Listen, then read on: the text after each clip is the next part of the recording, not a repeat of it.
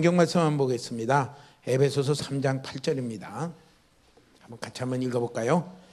모든 성도 중에 지극히 작은 자보다 더 작은 나에게 이 은혜를 주신 것은 측량할 수 없는 그리스도의 풍성함을 이방인에게 전하게 하시고. 아멘. 이 사도 바울이 많은 그 어려움에도 불구하고 선교가며 복음을 전하는데 중재하지 않는 이유는 그는 이렇게 말합니다. 측량할 수 없는 그리스도의 풍성함을 내게 알리셔서 그것을 전하도록 하나님이 나를 부르셨다. 그러면 우리가 이 말씀을 가지고 알아야 될 것은 무엇이냐면요, 측량할 수 없는 그리스도의 그 풍성함을 나도 알기를 사모하시고요, 또한 측량할 수 없는 그리스도의 풍성함을 주변과 또 나와 하나님이 관계 가운데 있는 분들에게 보여주기를 그렇게 힘쓰는 저와 여러분 되시기를 축복합니다. 우리가 무슨 말을 하겠습니까? 측량할 수 없는 그리스도의 비밀. 그러면은 측량할 수 없는 그리스도의 비밀이라는 것은 다르게 표현하면요, 측량할 수 없다는 것은 헤아릴 수 없다는 거죠. 무한하다, 참 뭐라고 표현할 수 없다. 그런 풍성함이 그리스도 안에 있다. 그러니까 그리스도를 알기를 잘 모르는 사람은 그게 비밀이고요, 그것을 깨닫는 사람에게는 그 비밀이 아니라 그게 우리 가운데 계시가 되고 실제가 되는 것입니다. 그리스도를 안에 있는, 우리가 다 예수 그리스도를 믿음으로 이 자리에 와 있는데 그 안에 어떤 풍성함이 있을까? 우리 한번 성경을 가지고요, 오늘 우리가 한번 다는 알 수가 없겠고 이렇게 한번 몇 가지를 한번 찾아보면서 또 계속해서 그 가운데 더 발전하기를 바랍니다.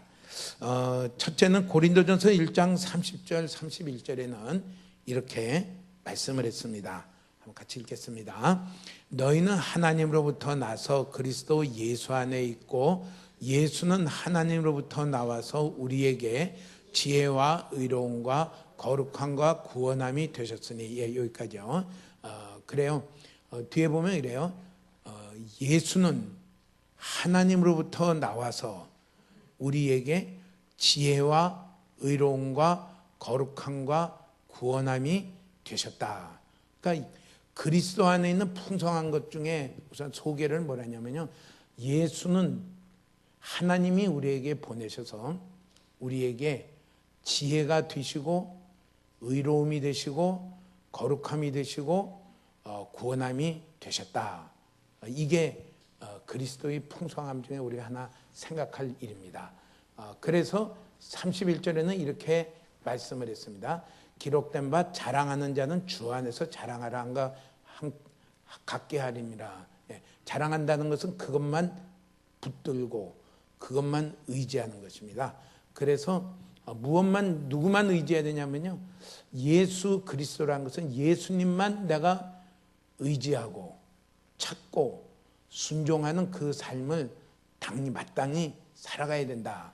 그럼 우리가 좀 더 말은 이렇게 네 가지로 생각할 수가 있죠. 30절에 보니까 말은 첫째는 예수나 하나님이 우리에게 보내신 하나님의 지혜요, 의로움이요, 거룩함이요, 또 구원함이다.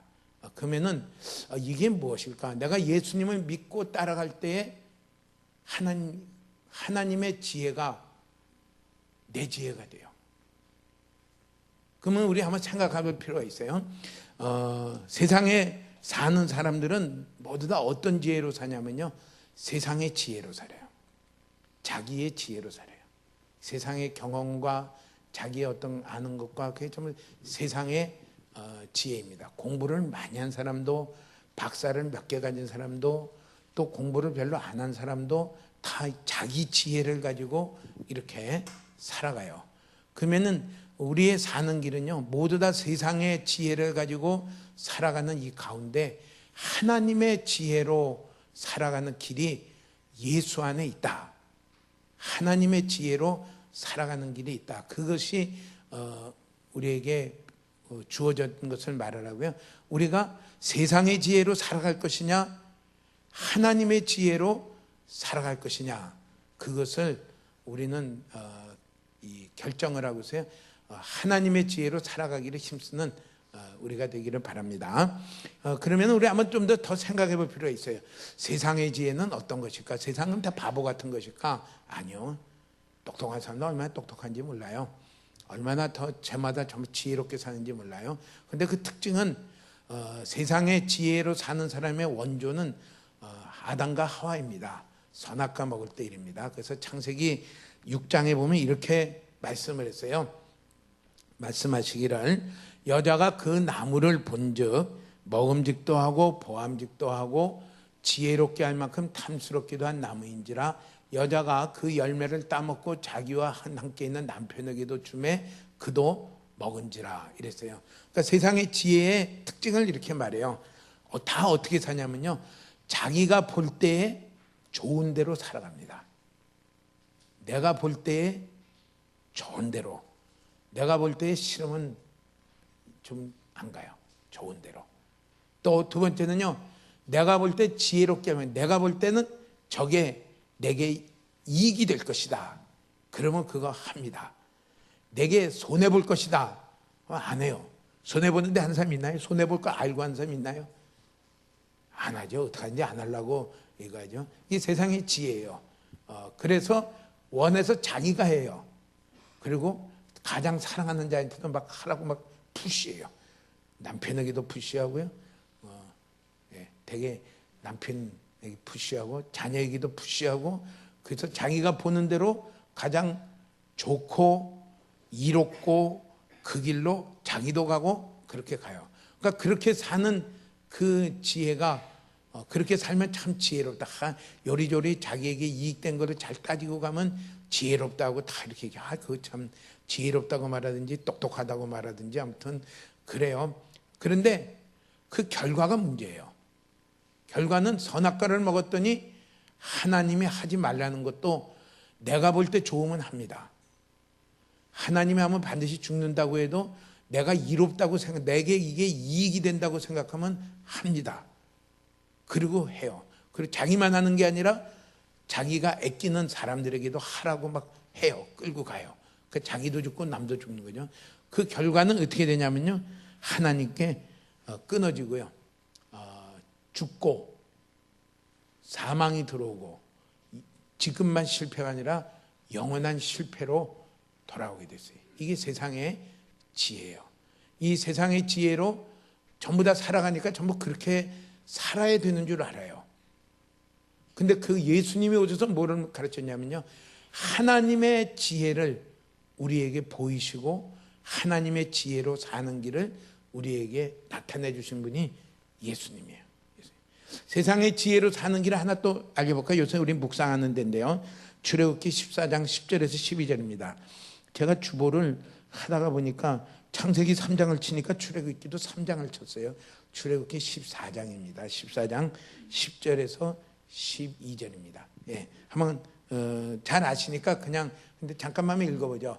바로가 가까이 올 때에 이스라엘 자손이 눈을 들어본즉 애굽 사람들이 자기들 뒤에 이른지라 이스라엘 자손이 심히 두려워하여 하나 여호와께 부르짖고 11절에 그들이 또 모세에게 이르되 애굽에 매장지가 없어서 당신이 우리를 이끌어내어 이 광야에서 죽게 하느냐 어찌하여 당신이 우리를 애굽에서 이끌어내어 우리에게 이같이 하느냐 12절에 우리가 애굽에서 당신에게 이른 말이 이것이 아니냐 이르기를 우리를 내버려 두라 우리가 애굽 사람을 섬길 것이라 하지 아니하더냐 애굽 사람을 섬기는 것이 광야에서 죽는 것보다 낫겠노라. 다 아시는 내용이에요.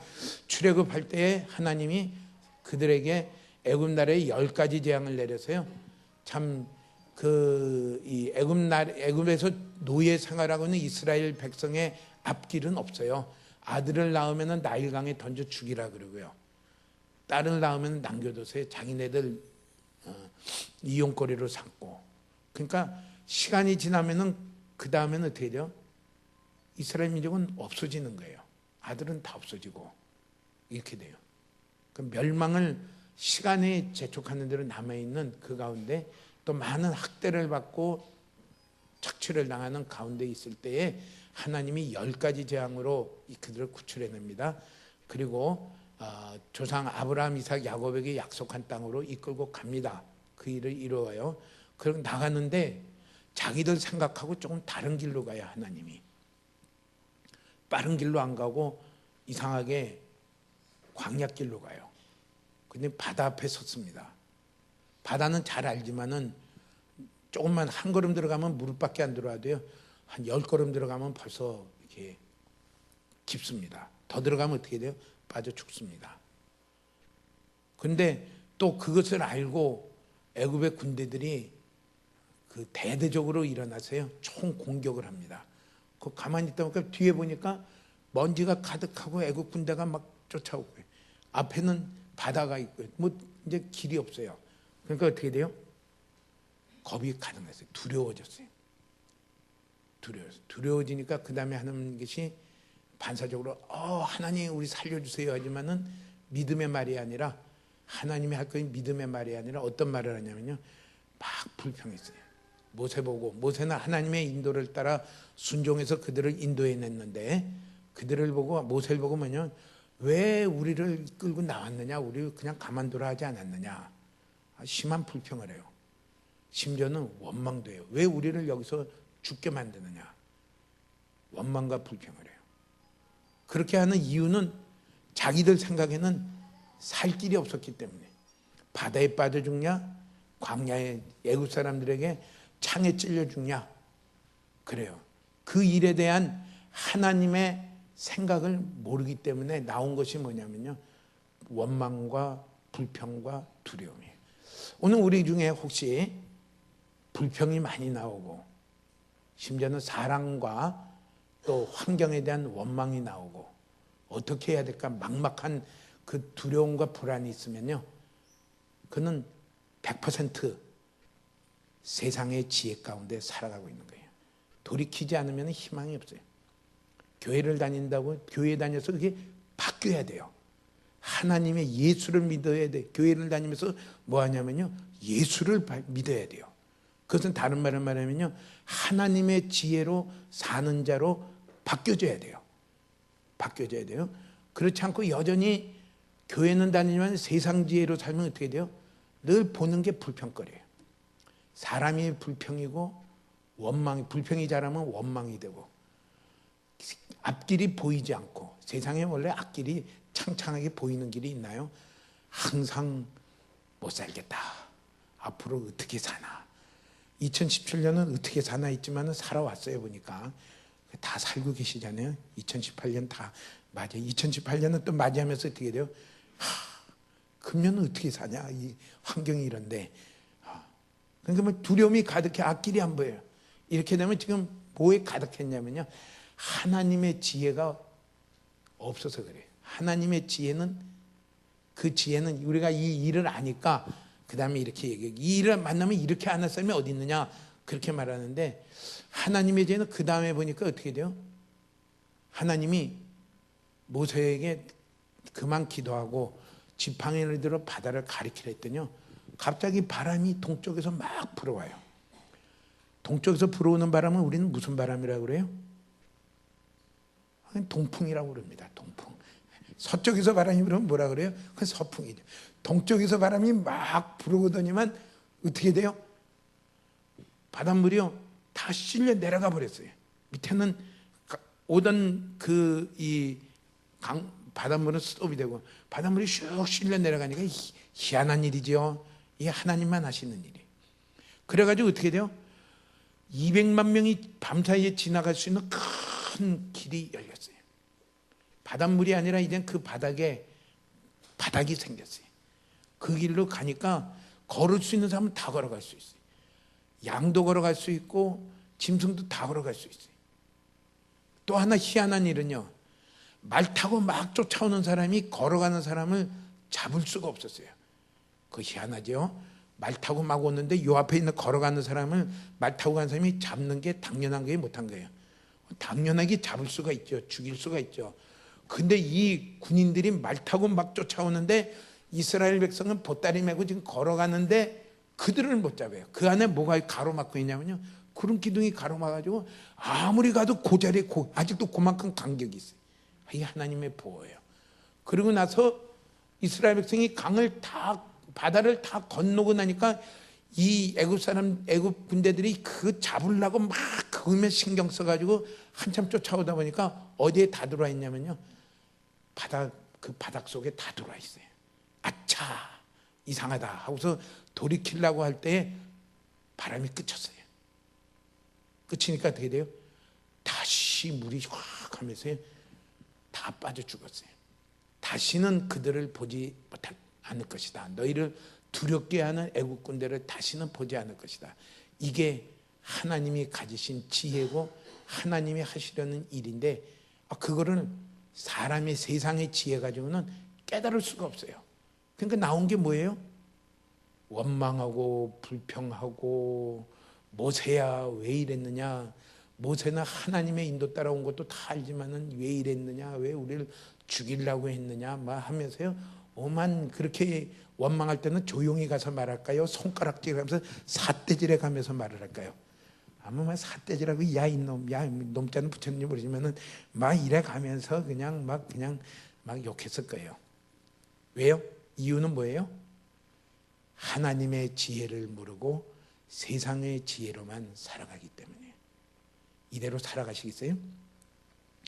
예수 그리스도 안에, 예수님이 이 땅에 하나님의 아들이신데 이 땅에 우리를 만나려고 오시고 우리를 구원하러 오시러 사람의 몸을 입고 오셨어요. 우리를 대신하여 우리의 모든 죄를 지고 십자가에 죽으신 그 예수를 믿는다는 것은요, 그 예수님만이 나를 믿고 따라간다는 것은 하나님의 지혜로 살아가는 길이에요. 이게 풍성한 비밀이에요. 내가 어떻게 하나님의 지혜로 살아갈 수 있을까?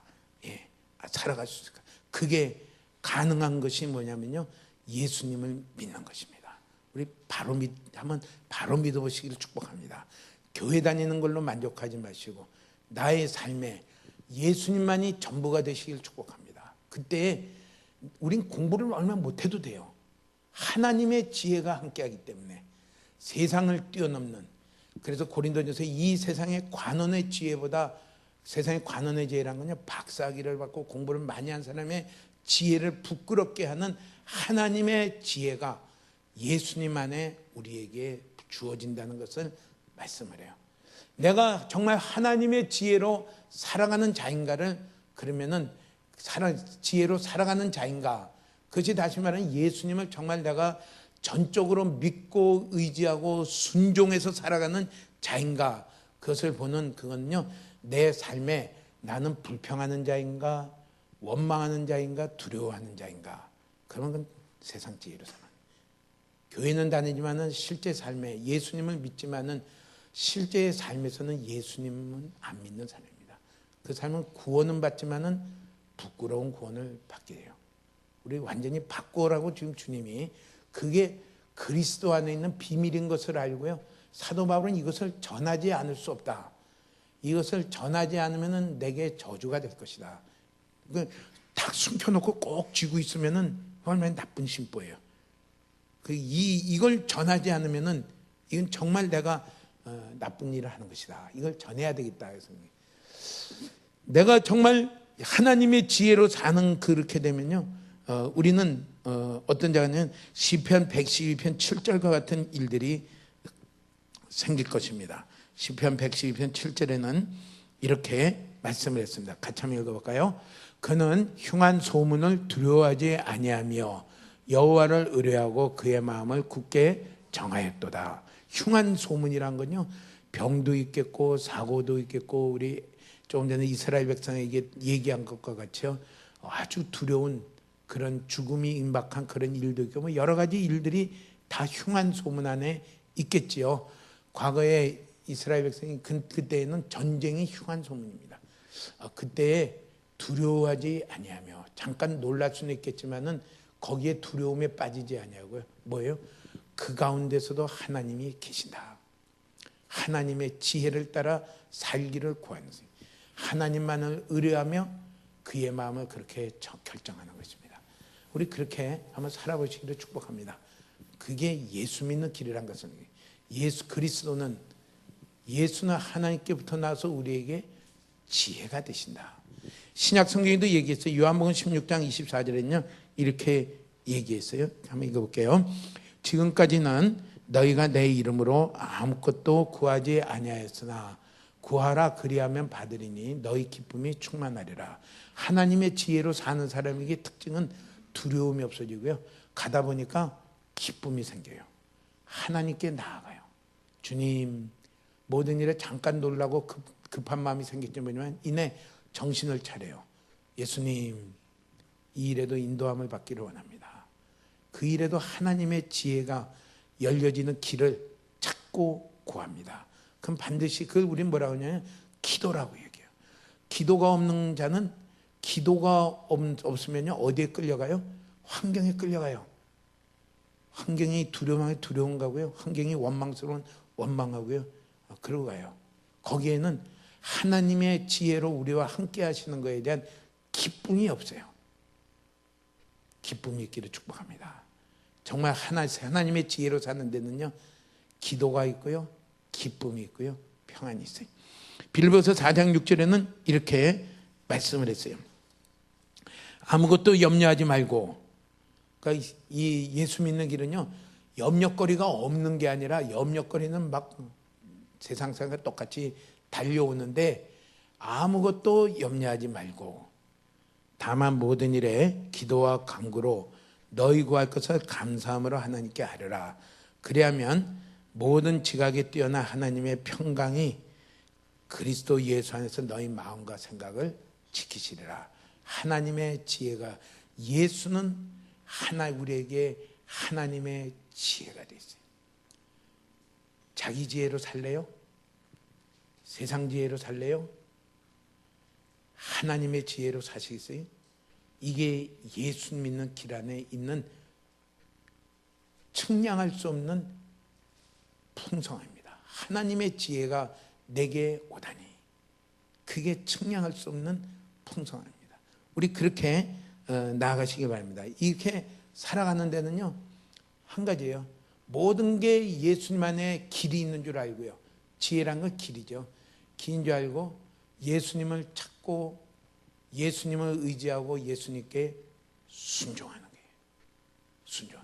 순종하는 게 참 쉽지가 않겠지만은 순종하는 것으로 연습해서 살아가시길 축복합니다. 모든 게 단번에 되는 일이 없어요. 연습. 요번에 그 뭐죠? 동계올림픽에 그 뭐죠?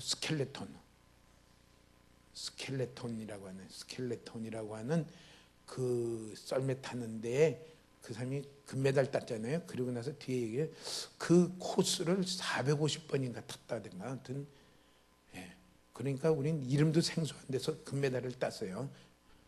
연습이에요. 어떤 연습이에요? 하나님의 지혜로 사는 연습을요 날마다 하시기 바랍니다. 갑자기 되는 일은 없어요. 갑자기 그렇게 되는 일은 없어요. 하나님의 지혜로 사는 일은 조그만 일에도 예수님 여기서도 인도해 주세요. 그리고 순종하십시오. 더 나아가 예수님을 이렇게 많이 찾는 시간을, 조용한 시간을 가지십시오. 거기에 예수님은 우리를 하나님의 지혜를 비춰주시고 인도하시고 거기에 기쁨과 평안이 있는 것을 말씀을 합니다. 아무것도 염려하지 말고. 한 번 더 볼까요? 빌립보서 4장 11절에서 13절에는 이렇게 말씀을 했습니다. 한번 같이 읽어보겠습니다.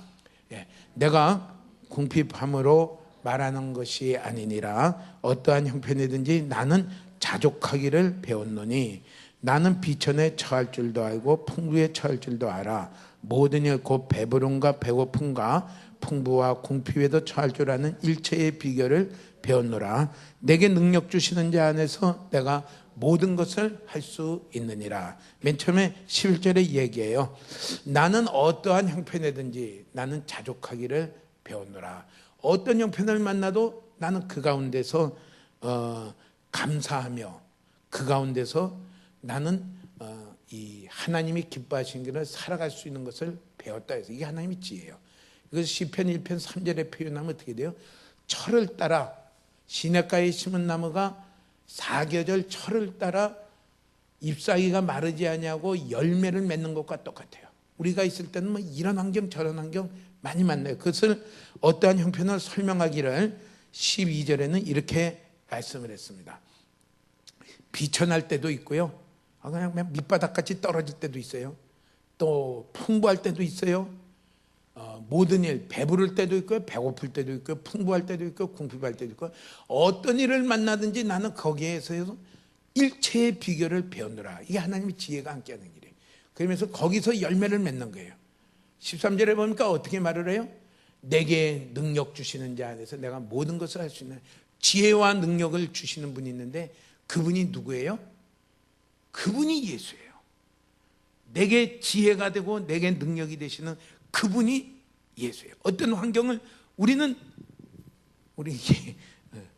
옛날식으로 하면 배불러서 못 살겠다, 배고파서 못 살겠다, 우리 참 못 살겠다 하면 또 이렇게도 붙이고 저렇게도 붙이고, 비 와서 못 살겠다, 비 안 와서 못 살겠다, 아무튼 갖다가 다 붙이기가 쉬운데, 우리 이 사도 바울식으로 얘기하면 어떻게? 배불러도 좋고 배고파도 좋고 굶어도 좋고 존경받아도 좋고 밑바닥같이 추락해도 좋고 아무 관계없다. 난 그 일에서도 나는 하나님과 하나님이 기뻐하시는 길을 걷는, 열매를 맺는 그 사람이 될 수 있다. 그 길은 내게 능력 주시는 자 안에서 내가 모든 것을 할 수 있느니라. 이게 예수 안에 있는 거예요. 예수님 안에 하나님이 지혜도 주시고 능력도 주십니다. 우리 모든 일에 원망과 불평과 두려움과 막막함으로 지나가지 마시고요, 예수 안에 있는 생명과 평안과 감사와 기쁨으로 이기고 승리하시는 저와 여러분 되시길 축복합니다. 둘째로 그리스도 안에 있는 측량할 수 없는 풍성함은 뭐냐면요, 예수가 의가 되신다는 것입니다. 예수는 하나님께부터 나와서 의가 되신다. 의가 된다는 것은 하나님 앞에 의롭다는 건 뭐예요? 하나님이 인정하신다는 거죠. 하나님께 합당하다. 누가 하나님 앞에 인정을 받을 수 있는 자가 누가 있을까요? 아무도 없어요. 아무도 없어요. 아무리 선하게 살았다 하더라도 의롭다고 인정받을 자가 아무도 없어요. 누가 하나님 앞에 의롭다고 설 수 있을까요? 아무도 없어요. 그런데 예수 안에 하나님 앞에 의로워질 수 있는 길이 있는 것을 말해요. 예수님 안에만 하나님이 의롭다고 인정을 해요. 의롭다고. 언제든지 하나님 앞에 담대하게 나갈 수 있는 그 길이 예수님 안에 있는 것을 말씀합니다. 예. 로마서 3장 20절에서 22절에는 이렇게 말씀을 했어요. 그러므로 율법의 행위로 그의 앞에 의롭다 하심을 얻을 육체가 없나니 율법으로는 죄를 깨달음이다. 참 중요한 말을 해요. 내가 율법의 행위라는 것은, 내가 이번에 십계명을 외우지만은 이 율법을 내가 지킴으로 하나님에서 동그라미 5개 받을 사람은 없다. 동그라미 5개는 제가 옛날 초등학교 때 잘했습니다, 매우 잘했습니다 할 때 동그라미 5개, 약간 잘했으면 4개, 그저 그랬으면 3개, 이렇게. 요새는 어떻게 하는지 모르겠어요.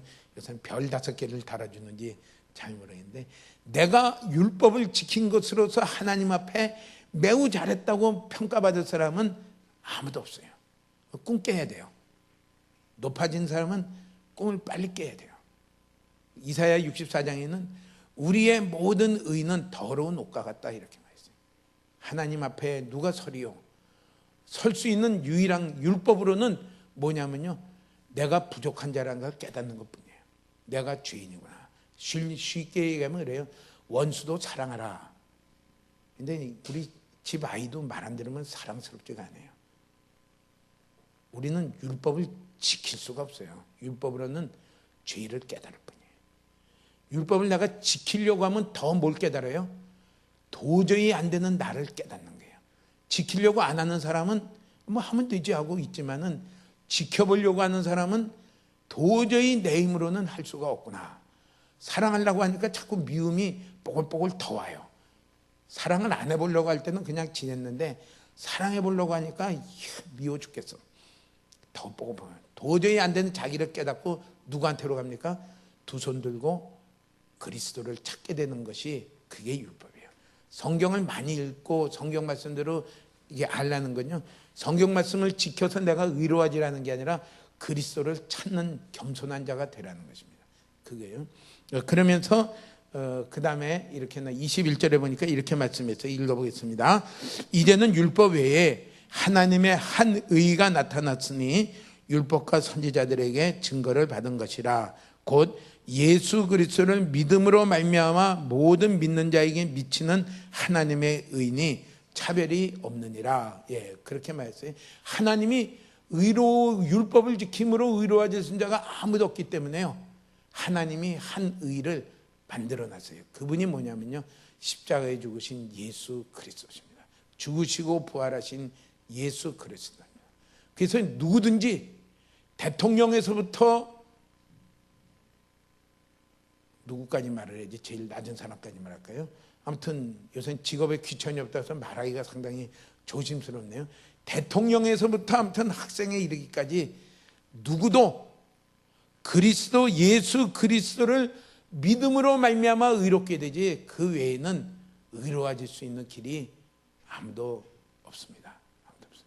우린 그것이 예수님 안에 있어요. 너무 참 감사하죠. 하나님의 의니 차별이 없느니라. 그러니까 믿음으로 말미암아라는 그 말은 뭐냐면요, 예수님이 그리스도라는 것은 예수님이 나의 유일한 구주십니다. 다시 말하면요, 그리스도가 기름 부으심을 받은 것인데 예수님만이 나의 유일한 구주시라는 것은 예수님 외에는 길이 없는 줄 알고 방법이 없는 거, 예수님만 내가 의지하고, 그게 제사장이에요. 예수님이 내게 무엇을 말하는가 들으려고 하고요, 기뻐하신 뜻이 무엇인가 알려고 해요. 이게 선지자예요.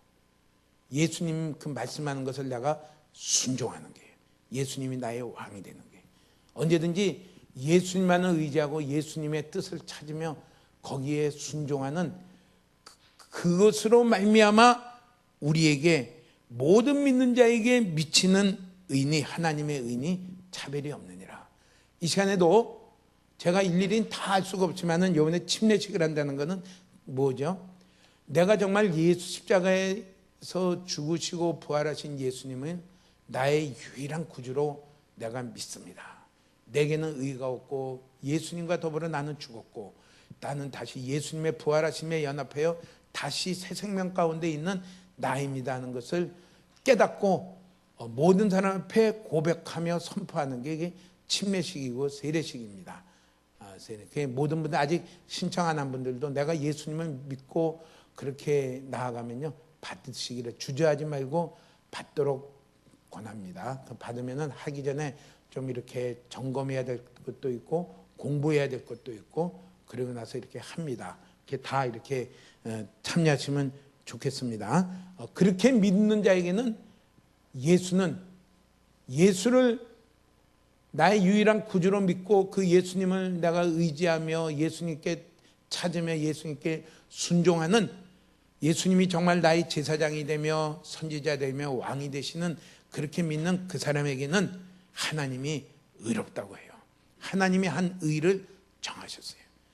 율법을 지킴으로 의로워지려고 하는 사람의 고민을 사도 바울은 로마서 7장 24절에서 25절에 이렇게 이야기합니다. 한번 같이 읽어보겠습니다. 오라 나는 공고한 사람이로다. 이 사망의 몸에서 누가 나를 건져내랴. 우리 주 예수 그리스도로 말미암아 하나님께 감사하리로다. 그런즉 내 자신이 마음으로는 하나님의 법을, 육신으로는 죄의 법을 섬기노라. 사도 바울이 회심하고요, 내가 하나님의 법을 지킴으로 정말 그렇게 나아가려고 애를 썼지만은 그는 결론을 내리기를 내가 마음은 그렇게 원하지만은 안 되는군요. 정말 하나님 길 따라 하나님을 기쁘시게 하려고 내가 살아보려고 했지만은 안 되는군요. 자기 자신을 처절하게 깨달은 다음에 뭐라고 말해요? 오라 나는 공고한 사람이로다. 내 힘으로는 절대 될 수 없는 것을 깨닫고 그는 어떤 사람이 돼요? 예수 그리스도로 말미암아 하나님께 감사하리로다. 나를 의롭도록 만드신 십자가에 달린 예수 그리스도만으로 말미암아 내가 의로워질 수 있는 것을 깨달으면서 그 예수님께 감사했어요. 이게 삶의 전환입니다. 의인으로 살고 싶으세요? 거꾸로 죄인으로 살고 싶으세요? 여전히 하나님께 책망받으며 이런 삶으로 살고 싶으세요? 의인으로 살고 싶으세요? 다 의인으로 살고자 하는 사모함이 다 있는 줄 압니다. 사도 바울과 같이 사모함이 다 있는 줄 아는데 그게 내 힘으로 안 돼요. 어떻게 돼요? 예수님을 믿음으로 말미암아 우리에게 미치는 하나님의 은혜, 하나님의 은혜. 예. 날마다 이렇게 예수님을 의지하고 갈 때에 우리 하나님이 날마다 인정하는 그 삶 가운데 살아가게 될 것입니다. 이게 얼마나 효력이 빠르냐면요, 누가복음 23장 42에서 43절에는 예수님이 십자가에 못 박힐 때 양편에 강도들이 같이 못 박히, 그 십자가 형벌은 참 고통스러운 형벌 아니에요? 어떤 게 표현하면 인간이 고안해낸 그 형벌 중에 정말 잔인하고 고통스러운 형벌이다. 그래서 로마 사람들이 로마 시대에 이렇게 한 형벌이지만은 로마 사람이 로마 시민에게는 십자가 형벌을 주질 않았어요. 그냥 죽어야 돼. 사형죄면은 목을 베서 그냥 담칼에 목 베어서 죽였지 십자가에 매달려서 죽질 않겠어요. 하루 짧게는 6시간, 10시간 하루 종일, 길게는 2, 3일씩 가도록. 그래서 심지어는 빨리 죽여주는 게 자비를 베푸는 거기 때문에 다리를 꺾어서 일부러 죽도록 만든 것이 십자가 형벌이에요. 거기에 달려있는 그 흉악한 죄인이 그렇게 얘기해요. 뭐라 하냐면요, 오 예수여, 당신의 나라에 임하실 때 나를 기억하소서. 그 죽어가는 그 자리에서 5만 형벌받은 그 나쁜 일에서도 그 가운데서도 예수여, 예수님을 믿을 때에 43절에 뭐예요? 예수께서 이르시되 내가 진실로 내게 이르노니 오늘 내가 나와 함께 낙원에 있으리라. 즉시로 구원받는 것을, 즉시로 의로움을 받는 것을 얘기해요. 의로한 자가 하나님 나라에 가는 것을 얘기해요. 얼마나 하나님의 사랑이 큰지요. 우리는 자기 의를 고집하지 마세요. 우리의 의는요, 사람 앞에는 칭찬받을 수 있어요. 아이고 그렇게 하셨습니까? 아이고. 그러나 하나님 앞에 설 수 있는 게 없어요. 칭찬은요, 우리 마음을 높이게 해서요, 하나님 앞에 겸손함을 뺏기게 하기 때문에 내가 오늘도 하나님의 의를, 예수 그리스도를 믿음으로 말미암아 하나님의 의를 덧입을 수 있는 기회를 뺏어가 버립니다. 그러니까 칭찬받을 때는 항상 말하기를 귀를 씻으라. 그거 있으면 그 참 묘해요. 아이 멀려 하지만은 내 마음이 그래도 한 1m는 붕 뜨는 것을 경험하게 됩니다. 그냥 주님 내가 이 시간에도 은혜가 필요합니다는 그 사람이 안 돼요. 자기 의가 누더기와 같이 아무것도 아닌 것을 깨닫는 축복이 오늘 우리 가운데 있기를 축복합니다. 그래야지 뭐를 의지합니까? 예수님을 의지합니다. 예수님 아니면 안 됩니다. 꿈에도 소원이 주께 더 가까이 가기를 원합니다. 언제든지 그 예수님만 의지하고 예수님이 말씀하시면 내가 따라가는 데에는 베드로는 그렇게 따라갔어요. 깊은 데다가 그물을 던질 때 2배 가득하도록 잡았는데, 생선을 잡았는데 예수님이 나를 따라가니까 어떻게 해요? 배도 버리고 잡은 생선도 버리고 이렇게 얘기해서 이 생선 다 팔고 가겠습니다. 제가 헌금 많이 하고 가겠습니다. 그러지 않았어요? 예수님을 순종하는 데는요, 포기할 줄 알아야 돼요. 포기할 줄 알아야 돼요. 여기 사도 바울은 그것을 말하기를 뭐라고 말했냐면요, 배설물로 여기며 그는 따라갔어요. 오늘 그런 믿음을 주님께 달라고 간구하십시오. 주님, 제게 주님만을 의지하며 따라갈 수 있는 그런 믿음을 제게 주시옵소서. 우리는 너무 생각할 게 많아요. 그런데 베드로가 따라갔을 때 보면 어떻게 돼요? 배도 버리고 잡은 고기도 버리고 다 버리고 예수님이 말씀하시니까 순종하며 따라간 거예요. 우린 그걸 따라가는데 걸리적거리는 거요, 그거 다 포기해야 돼요. 그거를 배설물로 여겨야 돼요. 이게 나를 지금 예수님만을 의지하고 따라가지 못하도록 하는구나. 표대를 향하여 나아가는 그 길을 우리는 달려가야 돼요. 손해를 좀 보시길 축복합니다.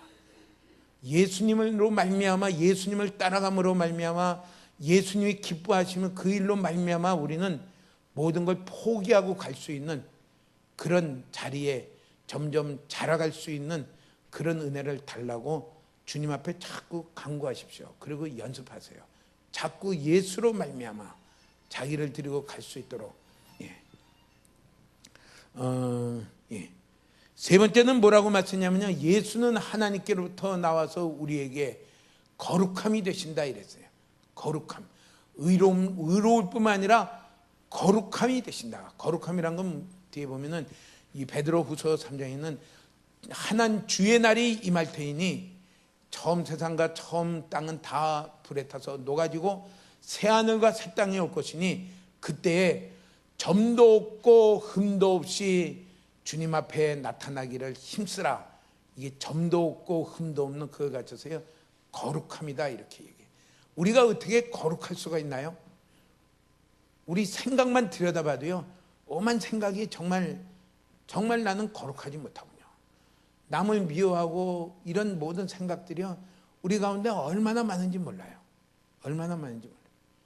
행동이 없어서, 기회가 없어서 행동을 안 하고 있어서 그렇지 마음속에는 오만 잡된 것이 많아요. 그런데 하나님은 중심을 보시는 하나님인데 그 하나님 앞에 내가 어떻게 거룩함으로 설 수가 있겠습니까? 그 거룩함이 그런데 가능하다는 거예요. 누구로 말미암아 가능하냐면요, 예수님이 우리의 거룩함이 되신다.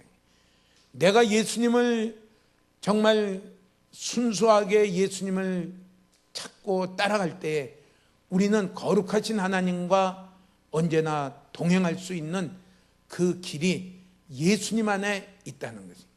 거룩하신 하나님과 동행한다는 건요, 어마어마한 축복입니다. 그래서 출애굽기 33장에 보면은 모세가 뭐라고 말해요? 하나님, 우리 하나님의 백성인 이스라엘 백성이 무엇으로 구별이 되겠습니까? 하나님이 함께함으로 구별되지 않겠습니까? 거룩함은요, 하나님과 함께하는 길이 돼요.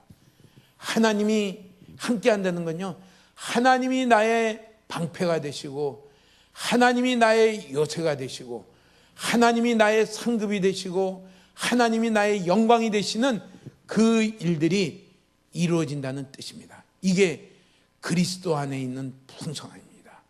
놓칠 수가 없죠. 우리 찬양 중에 그렇죠. 약할 때 강함 되시네. 그다음에 뭐지? 나의 보배가 되신 주 나의 모든 것. 그다음 뒤에 뭐죠? 쓰러진 날에 세고. 2절에는 어떻게 되죠?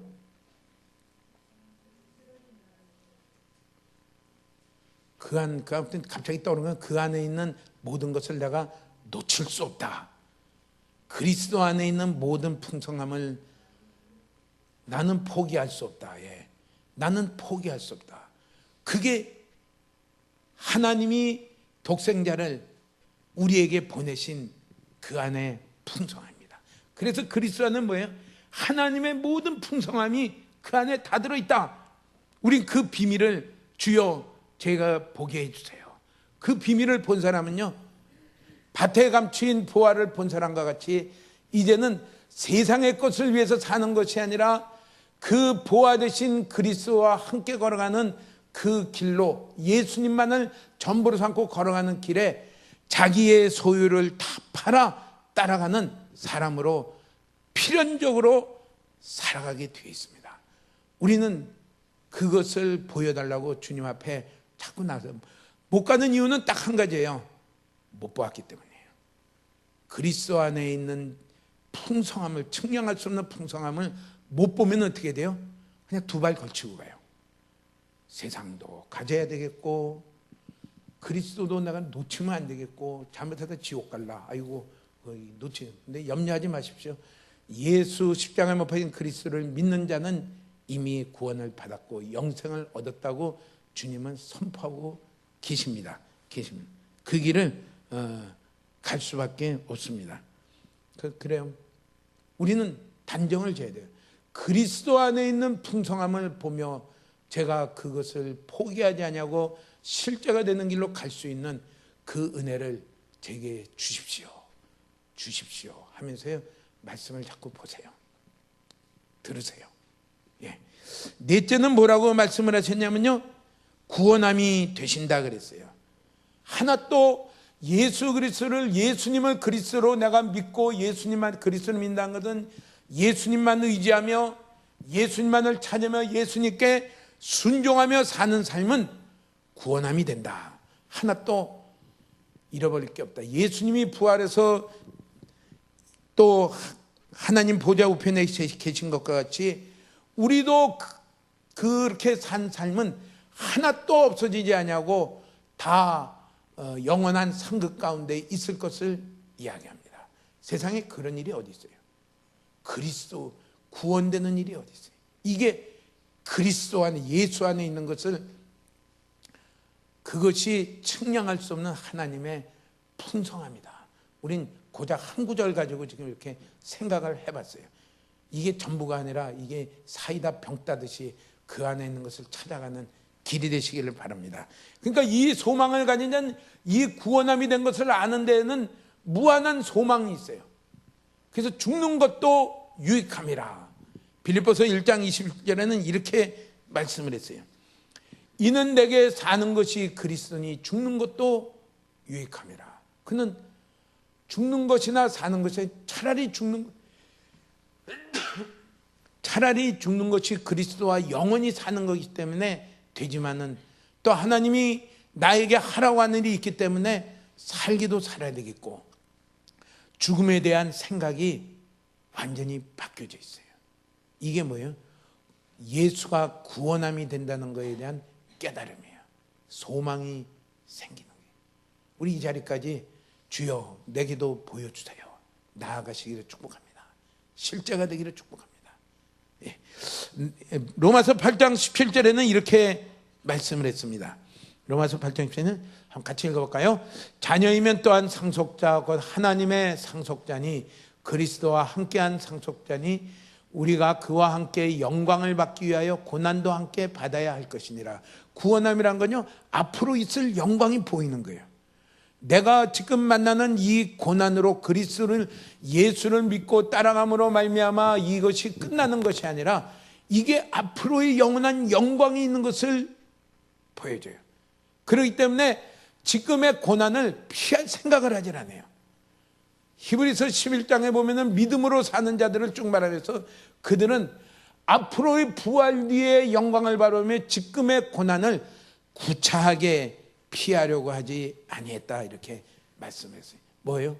예수님을 믿고 따라가다가 심지어는 내가 옥에 갇히기도 하고 여러 가지 직장도 잃고 심지어는 죽음을 당하는 그 일까지도 그것이 이것으로 끝나는 것이, 이 뒤에 이 일로 인한 그 상급과 영광은 좋게 비교할 수 없다. 여기에 대한 소망이 있나요? 소망이 있으면요, 예수 그리스도로 말미암아 살아가는 길에 주저하지 않을 것입니다. 그리스도로 말미암아, 그분으로, 예수로 말미암아 내가 희생해야 되는 일에 너무 기쁨으로 달려갈 것입니다. 그렇기 때문에 사도 바울이 뭐라 그래? 내가 그리스도로 말미암아 옥에 갇힌 것이 이게 슬퍼하고 걱정스러운 일이 아니라 이게 오히려 영광이며 기뻐할 만한 일이다, 이렇게 말씀을 했어요. 우리의 생각이 바뀌어지기를 축복합니다. 이게 바뀌지 않으면요, 우리는 늘 세상으로 말미암아 갈등하고 고민하는 사람이 될 것입니다. 우리는 영원을 상속받은 길을 오늘 가고 있는 우리들이에요. 그리스도로 말미암아 내가 조금 땀을 흘리고 수고하고 헌신하며 내가 그렇게 섬기며 나아갈 수 있는 그 기회는요, 금쪽 같은 기회예요. 주여, 제가 이것을 놓치지 않게 해주세요. 그러면서요, 그 기회를 살아가시기를, 우리는 하늘을 바라보며 살아가는 자가 되기를 축복합니다. 예수는 우리에게 구원이 되시는 분이에요. 베드로전서 1장 3절에서 5절에는 이렇게 말씀을 했습니다. 우리 주 예수 그리스도의 아버지 하나님을 찬송하리로다. 그의 많으신 긍휼대로 예수 그리스도를 죽은 자 가운데서 부활하게 하심으로 말미암아 우리를 거듭나게 하사 산 소망이 있게 하시며 썩지 않고 더럽지 않고 쇠하지 아니하는 유업을 있게 하시느니 곧 너희를 위하여 하늘에 간직하신 것이라. 너희는 말세에 나타나기로 예비하신 구원을 얻기 위하여 믿음으로 말미암아 하나님의 능력으로 보호하심을 받았느니라. 예, 우리를 위하여 하늘에 간직하신 썩지 않고 더럽지 않고 쇠하지 아니하는 유업이 있다. 우리 세상에 어떤 것을 하나 가지려도요, 얼마나 애를 써요. 얼마나 애를 써요. 그것도 그런 기회가 없어서 못하고 있죠. 그런 기회가 오면요, 정말 애를 많이 써요.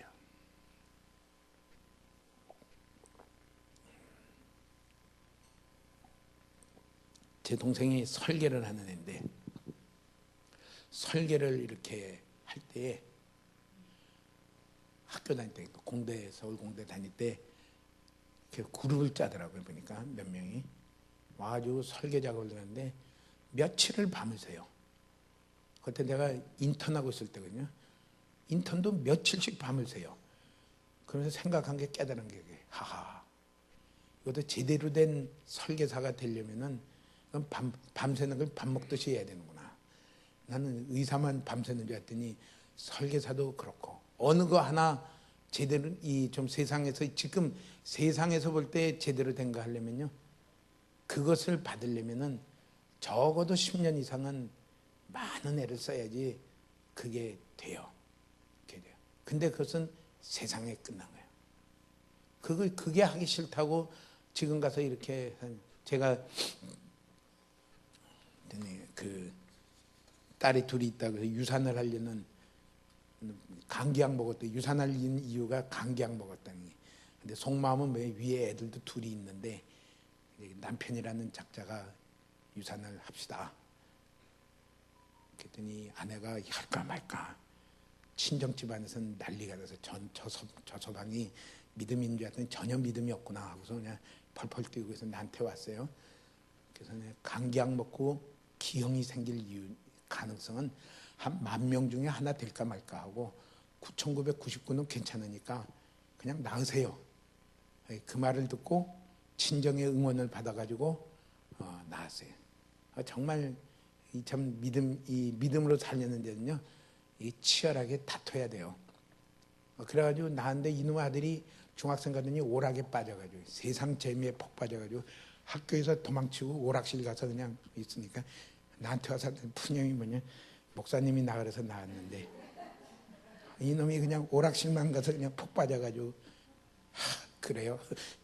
매일 축복하며 기도하세요. 축복하며. 예, 그래요. 그 세상 지혜는요, 왜 빠져요? 그게 공부하는 것보다 오락하는 게 자기한테 훨씬 더 좋아 보여요. 부모가 볼 땐 뭐해?